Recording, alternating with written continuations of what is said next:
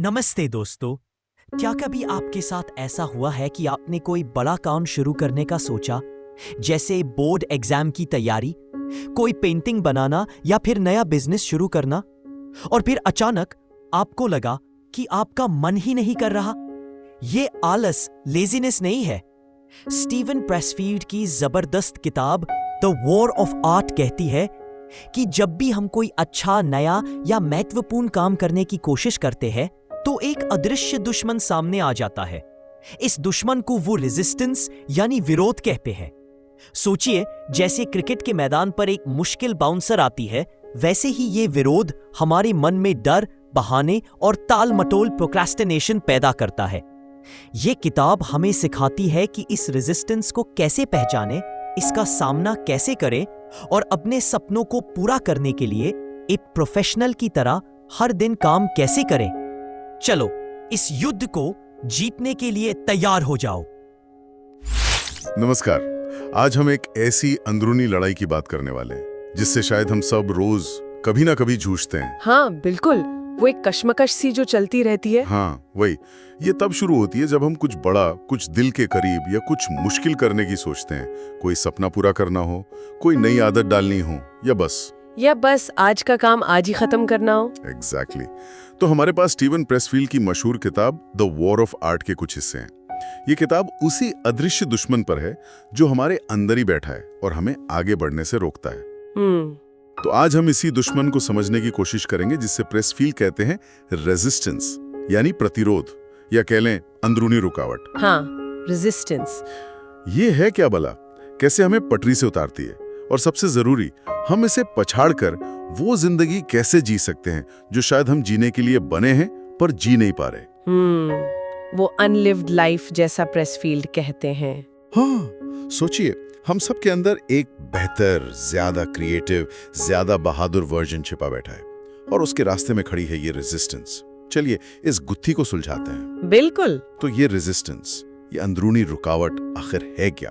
देखिए, ये कोई बाहरी मुश्किल नहीं है ना, जैसे ट्रैफिक जाम हो गया या बॉस मुश्किल है। नहीं, प्रेसफील्ड साफ कहते हैं ये हमारे अंदर से ही उठती है। अंदर से? हाँ। अच्छा। हाँ, ये वो धीमी सी आवाज है जो कान में फुसफुसाती है, अरे कल कर लेना, या छोड़ो भी, ये तुमसे नहीं होगा। बिल्कुल, ये एक अदृश्य दीवार की तरह है जो हमारे सपनों और हमारे बीच खड़ी हो जाती है। दिखती नहीं पर महसूस होती है। महसूस होती है, हाँ, एक नेगेटिव एनर्जी की तरह। बिल्कुल, एक नेगेटिव फोर्स जो हमें पीछे खींचती है। प्रेसफील्ड तो इसे दुनिया की सबसे जहरीली ताकत मानते हैं। सबसे जहरीली, गरीबी और बीमारी से भी ज्यादा। हाँ, वो कहते हैं ये उनसे भी ज्यादा दुख देने वाली है। क्यों?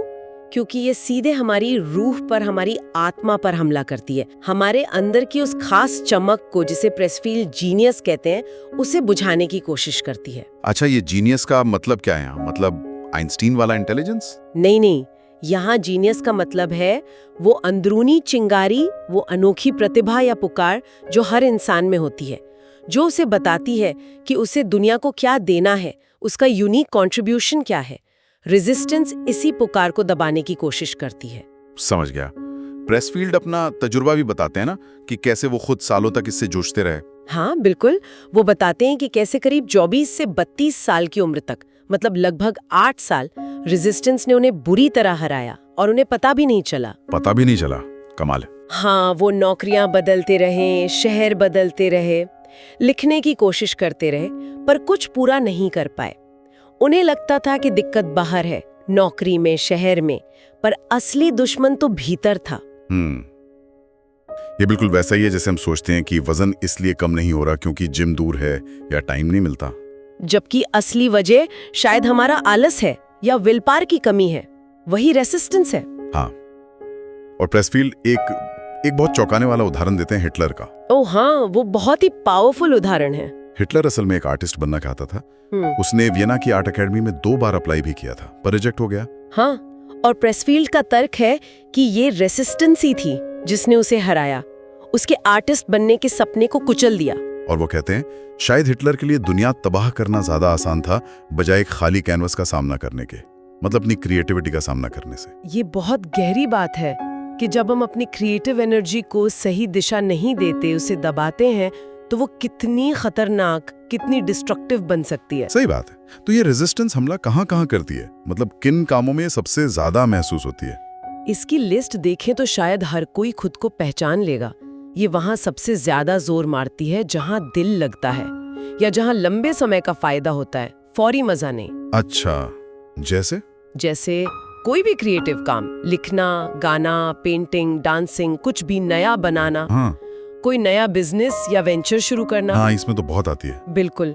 अपनी सेहत सुधारने की कोशिश, कोई डाइट शुरू करना, एक्सरसाइज करना, रोज का स्ट्रगल। हाँ, कोई बुरी आदत छोड़ना, सिगरेट, शराब या बस देर तक जागना बंद करना। मुश्किल है। कुछ नया सीखना या पढ़ाई करना, कोई भी ऐसा काम जिसमें हिम्मत चाहिए, किसी सही चीज के लिए आवाज उठाना या रिश्तों में ईमानदारी बरतना, दूसरों की मदद करने की कोशिश। मतलब हर वो काम जो आसान नहीं है, जिसमें एफर्ट लगता है। हाँ, बेसिकली कोई भी काम जो हमें फौरी मजे या आराम की बजाय लंबे समय की ग्रोथ, बेहतरी या सच्चाई की तरफ ले जाता है, रेजिस्टेंस वहां दीवार बनकर खड़ी हो जाती है। और इसकी चालें भी बड़ी खतरनाक है ना। प्रेसफील्ड कहते हैं ये झूठ बोलती है, बहाने बनाती है, धोखा देती है, बहकाती है। ये किसी भी रूप में आ सकती है, डर बनकर, शक बनकर, बोरियत बनकर। इसे सही गलत की कोई परवाह नहीं होती, इसका कोई ज़मीर नहीं है। प्रेसफील्ड इसकी तुलना टर्मिनेटर से करते हैं। हाँ, कि आप इससे बहस नहीं कर सकते, इसे समझा नहीं सकते, ये सिर्फ ताकत समझती है। अच्छा, इसके बारे में कुछ और बातें भी जानना जरूरी है। हाँ, कुछ और चीजें हैं। पहली, ये इम्पर्सनल है। इम्पर्सनल मतलब ये आपसे पर्सनली नफरत नहीं करती, ये आपको या मुझे पर्सनली निशाना नहीं बना रही। ये बस एक ताकत है, जैसे ग्रेविटी या हवा का बहाव। ओके। दूसरी, ये यूनिवर्सल है, दुनिया में हर इंसान इसे महसूस करता है, कोई भी इससे बचा हुआ नहीं है। महान एक्टर हेनरी फोंडा को उधार दिया था ना आपने। हाँ, कि 75 साल की उम्र में भी स्टेज पर जाने से पहले उल्टी करते थे। एग्जैक्टली, वो रेजिस्टेंस थी। तीसरी बात, ये जानलेवा है। जानलेवा मतलब फिजिकली? नहीं, फिजिकली नहीं। इसका एक ही मकसद है, आपके अंदर की उस खास चिंगारी, उस जीनियस को बुझाना, उसे मारना, आपकी आत्मा को छोटा करना। ओह, ये तो डरावना है। लेकिन एक अच्छी खबर भी है। अच्छा, वो क्या? रेजिस्टेंस की अपनी कोई ताकत नहीं होती। क्या मतलब? ये सारी ताकत हमसे, हमारे डर से उधार लेती है। It feeds on our fear. अगर हम डरना बंद कर दें, अगर हम डर पर काबू पा लें, तो रेजिस्टेंस कमजोर पड़ जाती है, हम उसे जीत सकते हैं। वाह, ये तो बहुत बड़ी बात है। तो सारी शक्ति हमारे डर में है। हाँ, रेजिस्टेंस की शक्ति हमारे डर से आती है। और यहाँ एक बहुत दिलचस्प बात सामने आती है। प्रेसफील्ड कहते हैं कि रेजिस्टेंस एक कंपास की तरह काम करती है। हाँ, ट्रू नॉर्थ की तरफ इशारा करती है। ट्रू नॉर्थ मतलब ये कि जिस काम को करने से हमें सबसे ज्यादा डर लगता है, जिस काम को टालने का सबसे ज्यादा मन करता है, जिस काम में सबसे ज्यादा अंदरूनी रुकावट महसूस होती है, वही काम हमारे लिए सबसे ज्यादा जरूरी है। अच्छा, तो डर एक गाइड है। हाँ, रेजिस्टेंस एक गाइड बन सकती है। वो हमें बताती है कि हमारी आत्मा के विकास के लिए, हमारी ग्रोथ के लिए क्या जरूरी है। तो हम रेजिस्टेंस को देखकर समझ सकते हैं कि हमें असल में किस दिशा में जाना चाहिए। जिस चीज से डर लग रहा है, शायद वही सोने की खान है। कमाल है। तो अब सवाल है कि इस दुश्मन को पहचाने कैसे, इसके लक्षण क्या हैं? सबसे आम लक्षण तो शायद टालामटोल है, प्रोक्रेस्टिनेशन। हाँ, बिल्कुल, सबसे आम। हम सीधे सीधे मना नहीं करते कि मैं ये कभी नहीं करूंगा। हम कहते हैं हाँ यार, करना तो है, बस कल से पक्का। और वो कल कभी नहीं आता। आती है जो शायद जिंदगी भर साथ निभाती है अगर हम सावधान ना हो। पर प्रेसफील्ड ये भी कहते हैं कि असली ताकत इस बात में है कि हम इसी पल, इसी सेकंड अपनी जिंदगी बदल सकते हैं। फैसला अभी इसी वक्त लिया जा सकता है। Right now. एग्जैक्टली। हाँ, टालमटोल सबसे आम है, पर रेजिस्टेंस के और भी कई मुखौटे हैं, कई सिम्टम्स हैं। जैसे? और क्या हो सकता है? जैसे जरूरत से ज्यादा किसी चीज में डूब जाना, ये कुछ भी हो सकता है। सोशल मीडिया स्क्रॉलिंग, घंटों नेटफ्लिक्स देखना, शॉपिंग, ज्यादा खाना, गॉसिप करना, ध्यान भटकाने के तरीके। हाँ, ये सब हमें उस जरूरी काम से दूर ले जाते हैं जो हमें करना चाहिए। ये टेम्पररी एस्केप हैं जो बाद में खालीपन छोड़ जाते हैं। और ट्रबल या मुसीबत मोल लेना, जानबूझकर पंगे लेना, झगड़े करना, ड्रामा क्रिएट करना। ऐसा क्यों करेगा कोई? शायद क्योंकि अपनी जरूरी किताब लिखने या बिजनेस प्लान बनाने से ज्यादा आसान है किसी झमेले में पड़कर थोड़ी नेगेटिव ही सही पर लाइमलाइट पाना, अटेंशन मिलता है। सेल्फ ट्रैमेटाइजेशन जिसे कहते हैं। बिल्कुल। फिर है विक्टिमहुड, खुद को हमेशा बेचारा दिखाना, ताकि लोग तरस खाएं। हाँ, ताकि दूसरों से सहानुभूति मिले और काम ना करना पड़े। जिम्मेदारी लेने से बचने का तरीका है ये। एक तरह की पैसिव अग्रेशन भी है। ओके। और दूसरों की खामियां निकालना या आलोचना करना, क्रिटिसिज्म। जब हम खुद वो नहीं कर पाते जो हमें करना चाहिए और दूसरों को करते देखते हैं तो जलन होती है। हाँ, ये तो होता है। और वो जलन अक्सर नुक्ताचीनी बनकर बाहर आती है। फिर है सेल्फ डाउट, आत्मसंदेह। क्या मैं ये कर पाऊंगा? क्या मैं इसके काबिल हूँ? ये तो बहुत कॉमन है। हाँ, पर प्रेसफील्ड कहते हैं कि ये थोड़ा बहुत होना अच्छा भी है। ये दिखाता है कि हमें उस काम की परवाह है। असली आर्टिस्ट अक्सर डरा हुआ और शक से भरा होता है, नकली वाला कॉन्फिडेंस से भरा होता है। अच्छा, ये तो उल्टा नजरिया है। हाँ, और आखिर में फियर, डर। डर लगना भी एक सिग्नल है। सिग्नल किस चीज का? प्रेसफील्ड के मुताबिक जिस काम से जितना ज्यादा डर लगे, समझ लीजिए वो काम आपके लिए उतना ही जरूरी है। डर रेजिस्टेंस की ताकत दिखाता है और ये भी बताता है कि दांव पर क्या लगा है, आपकी ग्रोथ, आपका सपना। तो डर अच्छा है एक तरह से। हाँ, ये दिशा दिखाता है। और शायद सबसे अजीब पर सबसे ताकतवर डर है सफल होने का डर, फियर ऑफ सक्सेस। इस सुनने में कितना उल्टा लगता है ना? हाँ, लगता है। पर सोचिए, हमें डर लगता है कि अगर हम सच में कामयाब हो गए, अगर हम वो बन गए जो हम बन सकते हैं, तो क्या होगा? क्या होगा? क्या हमारे दोस्त हमें छोड़ देंगे? क्या परिवार वाले हमें नहीं समझेंगे? क्या हम अकेले पड़ जाएंगे? कहीं हम बदल तो नहीं जाएंगे?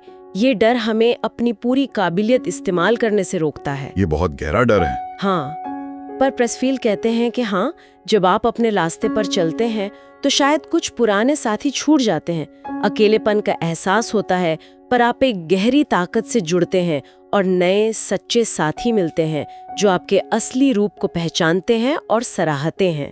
ठीक है, तो हमने दुश्मन को पहचाना, उसके लक्षण देखे, उसके हथियार समझे। अब लड़ाई कैसे जीतें? रेजिस्टेंस को हराएं कैसे? प्रेसफील्ड का जवाब एक लाइन में है, टर्न प्रो, यानी पेशेवर बन जाओ। टर्न प्रो मतलब नौकरी करना? नहीं, मतलब एक शौकिया, एमेचर की तरह सोचना छोड़कर एक पेशेवर, प्रोफेशनल की तरह काम करो अपने सपने पर।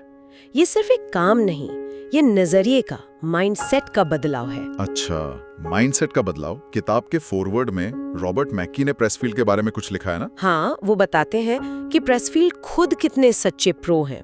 वो गोल्फ खेलने के इनविटेशंस तक ठुकरा देते थे क्योंकि वो लिखने में लगे होते थे। उनके लिए लिखना सिर्फ शौक नहीं था, वो उनका काम था, उनका वोकेशन था। तो ये शौकिया और पेशेवर रवैये में फर्क क्या है? इसे थोड़ा और समझना होगा। हाँ, ये समझना बहुत जरूरी है।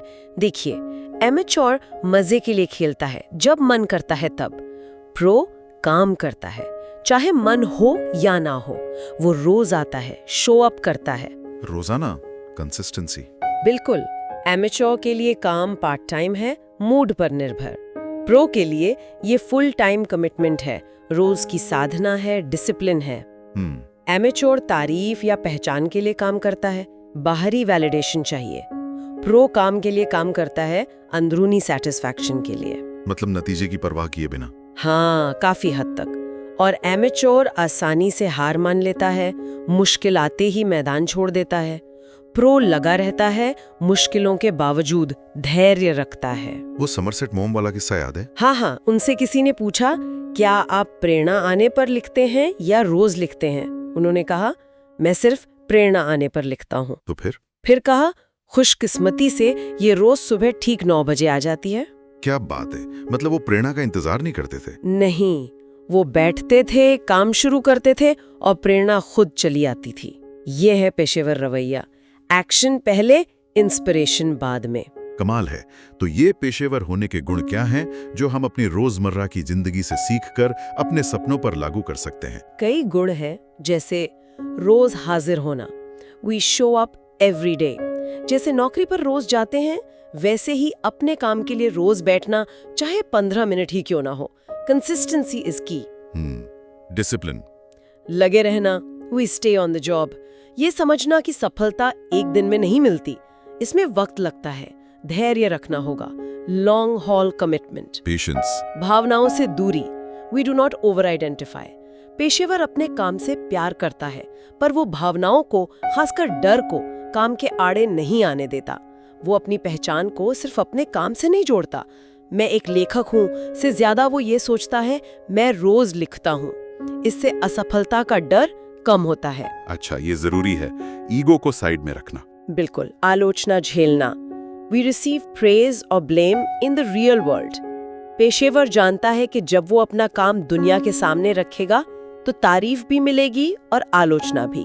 वो आलोचना से सीखता है पर उसे दिल पर नहीं लेता, उसकी चमड़ी मोटी होती है।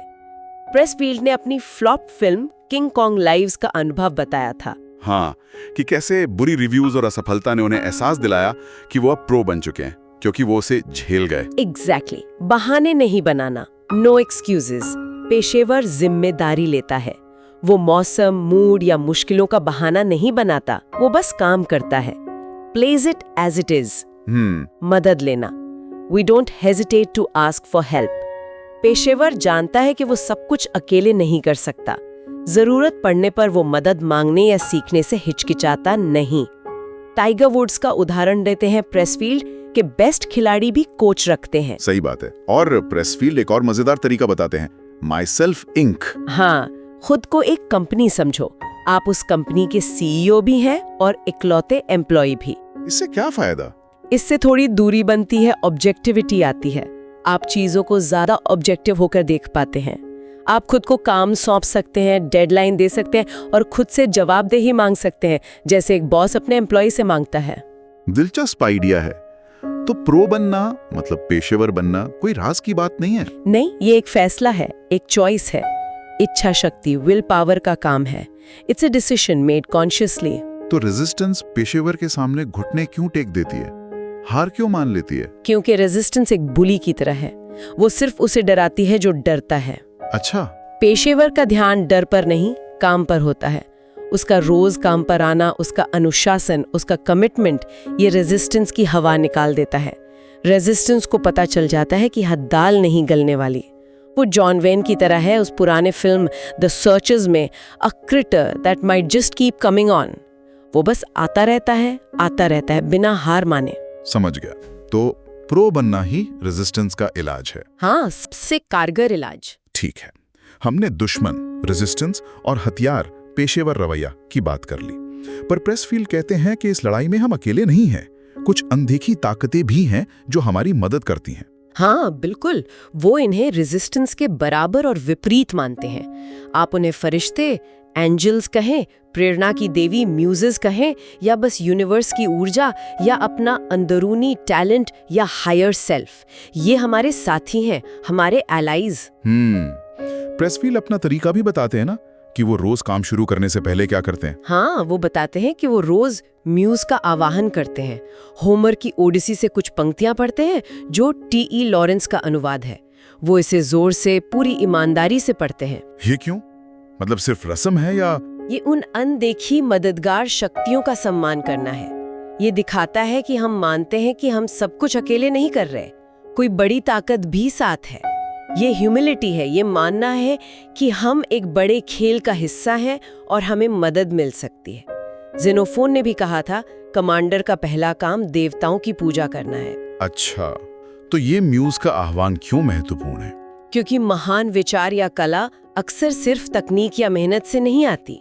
प्लेटो ने फेड्रस में लिखा है कि सच्ची कविता इंस्पायर्ड मैडनेस से आती है, एक तरह के दिव्य पागलपन से जो म्यूजेस देती हैं। Inspired madness. हाँ, शायद बड़े बड़े आविष्कार, महान संगीत, अद्भुत कहानियां कहीं एक उच्च आयाम में, एक हायर रेल्म में पहले से मौजूद हैं, विचारों के रूप में, पोटेंशियल के रूप में। जैसे बेथोवन की 5th सिम्फनी। शायद वो पहले से वहां थी।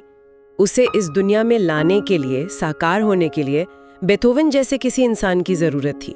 म्यूज ने उनके कान में फुसफुसाया, जब हम रचना करते हैं तो शायद हम उस उच्चतर आयाम की इच्छा पूरी करते हैं, हम एक चैनल बन जाते हैं। और जब हम पूरी तरह कमिट हो जाते हैं तो क्या होता है? तो वाकई चमत्कार होते हैं। एक स्कॉटिश पर्वतारोही थे W.H. मरे। उन्होंने लिखा है, जिस पल कोई खुद को पूरी तरह समर्पित कर देता है, प्रोविडेंस यानी ईश्वरीय शक्ति या भाग्य भी हरकत में आ जाता है। प्रोविडेंस हरकत में आ जाता है मतलब अचानक मदद मिलने लगती है। सही लोग मिल जाते हैं, सही मौके बन जाते हैं, रास्ते खुलने लगते हैं, अनदेखी मदद आती है, एंजल्स हमारी मदद करते हैं। शर्त बस इतनी है, पूरी शिद्दत से जुटना, कमिट होना। हमें बस अपने रास्ते से हटना होता है और उन्हें अपना काम करने देना होता है। प्रेसफील्ड अपने कुछ निजी अनुभवों का भी जिक्र करते हैं ना? कोई सपना या विजन, हाँ, वो अपने लार्गो वाले सपने और ईगल वाले विजन का जिक्र करते हैं। ये अनुभव बताते हैं कि हमारे अंदर या बाहर कोई गहरी समझदार शक्ति है जो हमें सही रास्ता दिखाने की कोशिश करती है, भले ही हम उसे फैंटेसी समझें। ये शक्ति हमें तब सलाह देती है जब हम सोच भी नहीं रहे होते, जैसे हाइकिंग के दौरान। क्या ये हमारा सेल्फ है? सेल्फ। टॉम लॉकलिन का वो कैंसर मरीजों वाला कॉन्सेप्ट भी इसी से जुड़ा है। हाँ, बिली जैक वाले टॉम लॉकलिन। हाँ। उनका मानना था कि जब लोगों को पता चलता है कि वो मरने वाले हैं, तो उनका फोकस ईगो से हटकर सेल्फ पर चला जाता है। उन्हें समझ आता है कि असलियत में क्या जरूरी है, और फिर वो अपनी अनकही जिंदगी, अनलिव्ड लाइफ जीने लगते हैं। वो काम करने लगते हैं जो हमेशा से करना चाहते थे, और कई बार चमत्कारिक रूप से वो ठीक भी हो जाते हैं, क्योंकि वो अपनी आत्मा की आवाज सुनने लगते हैं। तो ये ईगो और सेल्फ में क्या फर्क है, इसे समझना जरूरी है। हाँ, ये इस लड़ाई का कोर है। ये हमारा वो हिस्सा है जो सोचता है कि बस यही भौतिक दुनिया सच है, मौत असली है, समय स्थान असली है, हम सब अलग थलग हैं। इसका मुख्य भाव डर है। ईगो को चीजें जैसी हैं वैसी ही पसंद है। ये बदलाव से डरता है। रेजिस्टेंस ईगो में रहती है। ओके, और सेल्फ? सेल्फ आत्मा या असली स्वरूप। ये हमारा गहरा हिस्सा है जो जानता है कि आत्मा अमर है, मौत और समय स्थान भ्रम है, हम सब जुड़े हुए हैं। इसका सर्वोच्च भाव प्रेम है। ये विकसित होना चाहता है, ग्रो करना चाहता है। एंजल्स और म्यूजेस सेल्फ में रहते हैं। तो लड़ाई असल में ईगो और सेल्फ के बीच है? हाँ, ये अंदरूनी लड़ाई ईगो और सेल्फ के बीच है। पेशेवर बनकर, प्रो बनकर हम ईगो की पकड़ ढीली करते हैं और सेल्फ को, अपनी आत्मा को ताकत देते हैं। समझ गया। अब एक आखिरी पर बहुत जरूरी बात, टेरिटरी वर्सेस हायरार्की, ये क्या है? हाँ, प्रेसफील्ड कहते हैं कि हम इंसान अपनी पहचान और सुरक्षा दो तरीकों से ढूंढते हैं, हायरार्की में या टेरिटोरी में। हायरार्की मतलब जैसे ऑफिस में होता है, बॉस, जूनियर, सीनियर। हाँ, पदानुक्रम, दूसरों से अपनी तुलना करना, मैं उससे बेहतर हूं, वो मुझसे आगे है। स्कूल, समाज, कॉर्पोरेट जगत हमें यही सिखाता है, अपनी रैंक देखना। और टेरिटरी? टेरिटरी का मतलब है अपने काम, अपनी जगह, अपनी अंदरूनी पुकार से जुड़ाव महसूस करना। वो आपका क्षेत्र है। जैसे एक पेंटर का स्टूडियो उसका टेरिटरी है, एक म्यूजिशियन का इंस्ट्रूमेंट, एक लेखक का लिखने का समय या एक धावक का ट्रैक। तो हायरार्की में क्या गड़बड़ है? कलाकार या क्रिएटर के लिए हायरार्की घातक है। क्यों? क्योंकि इसमें आप हमेशा ऊपर नीचे देखते हैं, दूसरों की राय पर निर्भर रहते हैं। आपका ध्यान बाहर होता है, अंदर नहीं। प्रेसफील्ड हैक का उदाहरण देते हैं। हैक वो लेखक या कलाकार है जो दर्शकों या बाजार को खुश करने के लिए बनाता है, अपने दिल की नहीं सुनता। वो हायरार्की में जीता है। अच्छा, तो कलाकार को कैसे काम करना चाहिए? टेरिटोरियली, हाँ। अपने क्षेत्र में रहकर। प्रेसफील्ड ने अपनी किताब the legend of Bagger Vance का उदाहरण दिया। उन्होंने वो कहानी लिखी जो उन्हें लिखनी थी, जो उनके अंदर से आई, ना कि जो उन्हें लगा कि बाजार चाहता है, और वो हिट हुई। तो टेरिटरी की क्या खासियतें हैं? टेरिटरी आपको पोषण देती है, सस्टेनेंस देती है, जैसे जिम श्वार्ज़नेगर को देता था। ये आपको बिना बाहरी वैलिडेशन के संतुष्टि देती है। काम करने का सुख ही इनाम है। अच्छा। इसे अकेले ही क्लेम किया जा सकता है। आपकी टेरिटरी सिर्फ आपकी है, और इसे सिर्फ मेहनत से क्लेम किया जा सकता है, और ये उतना ही वापस देती है जितना आप डालते हैं। It's fair. तो किसी की टेरिटरी क्या है, ये कैसे पता चलेगा? एक सवाल पूछें, जब आप परेशान होते हैं तो क्या करते हैं?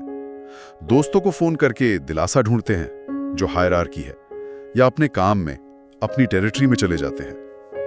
टेरिटरी। एक और सवाल, अगर दुनिया में अकेले होते, कोई देखने वाला ना होता, तो क्या आप वो काम करते? अगर हाँ, तो आपकी टेरिटरी है? हाँ, बिल्कुल। रचना करना स्वभाव से टेरिटोरियल है, जैसे माँ बच्चे को जन्म देती है। कलाकार सिर्फ एक माध्यम है, रचयिता नहीं। हायरार्किकली काम करना म्यूज का अपमान है। टेरिटोरियली काम करना स्वर्ग का सम्मान है। आखिर में वो स्पार्टा के राजा लियोनिडस वाली बात। हाँ, उन्होंने कहा था योद्धा का सबसे बड़ा गुण है मौत का तिरस्कार, कंटेम्प्ट फॉर डेथ। और कलाकार के लिए? प्रेसफील्ड कहते हैं कलाकार के लिए यह है असफलता का तिरस्कार, कंटेम्प्ट फॉर फेलियर, मतलब फेल होने के डर से ऊपर उठकर बस अपने काम पर ध्यान देना, सिर्फ कर्म पर। जैसे कृष्ण ने अर्जुन से कहा, हमें कर्म का अधिकार है, फल का नहीं। बिल्कुल, ये पूरी तरह से टेरिटोरियल नजरिया है। अपना काम करो पूरी ईमानदारी से और नतीजा यूनिवर्स पर, भगवान पर छोड़ दो। ये भी एक रास्ता है। तो हमने देखा कि रेजिस्टेंस वो अंदरूनी दुश्मन है जो हमें रोकता जरूर है पर उसे हराया जा सकता है। हाँ, प्रो बनकर, पेशावर रवैया अपनाकर और टेरिटोरियल सोच अपनाकर, अपने काम से जुड़कर। और इस लड़ाई में हम अकेले नहीं हैं। अनदेखे सहयोगी, म्यूजर्स, एंजल्स, हमारा अपना गहरा सेल्फ हमारी मदद करते हैं। तो रचनात्मक काम स्वार्थ नहीं है। बिल्कुल नहीं। जैसा प्रेसफील्ड आखिर में कहते हैं, ये दुनिया के लिए एक तोहफा है। आपका हुनर, आपकी कहानी, आपका आइडिया, ये दुनिया को चाहिए। अपने हुनर से दुनिया को वंचित मत करो। जो तुम्हारे पास है वो दुनिया को दो। Give us what you've got। हाँ, और अब जाते जाते सबके लिए एक सवाल छोड़ जाते हैं। अगर रेजिस्टेंस की ताकत सिर्फ हमारे डर से आती है, तो उस डर का सामना करने का वो पहला कदम उठाने से हमें क्या रोक रहा है? वो कौन सी एक छोटी सी कार्रवाई है, एक छोटा सा एक्शन जो आज ही किया जा सकता है, डर के बावजूद? सोचिएगा जरूर। अगली बार फिर मिलेंगे एक और गहरी डुबकी के साथ। नमस्कार। नमस्कार। ओ दोस्तों, द वॉर ऑफ आर्ट का यह पावर पैक्ड सेशन यहीं खत्म होता है। उम्मीद है स्टीवन प्रेसफील्ड की इस जबरदस्त किताब ने आपको रेजिस्टेंस के बारे में सोचने पर मजबूर कर दिया होगा। अब आप जानते हैं कि आपका सबसे बड़ा दुश्मन बाहर नहीं, बल्कि आपके अंदर का विरोध है, जो आपको आपके सपनों से दूर रखता है। अगर इस ऑडियो समरी ने आपको प्रोफेशनल बनने के लिए इंस्पायर किया है, तो हमें सपोर्ट करने के लिए इस वीडियो को एक लाइक जरूर दे। अपने उन दोस्तों के साथ शेयर करें जो अक्सर काम टालते हैं। और हाँ, अगर आप ऐसे ही माइंड ब्लोइंग बुक्स की समरी सुनना चाहते हैं, तो चैनल को सब्सक्राइब करना मत भूलना। अब tell us in the comments, next कौन सी वॉर हम जीते, यानी अगली कौन सी मोटिवेशनल या सेल्फ हेल्प बुक की समरी आप हिंदी में सुनना चाहेंगे।